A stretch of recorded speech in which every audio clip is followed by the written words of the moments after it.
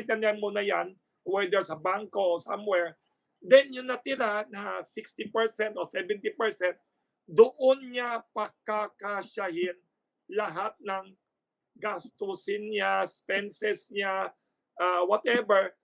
So natuto siya na it's not the size of the income kasi akala ng mga tao, um, impossible mag-save sa ganyang klaseng kita, maliit lang ang minimum wage, maliit lang ang salary ko.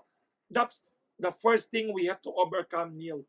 The wrong mentality. Sinabi sa akin ni Bill Mayan, hindi ko makalimutan, na it doesn't matter if your income is big or small, you have to have a target every time the money comes in.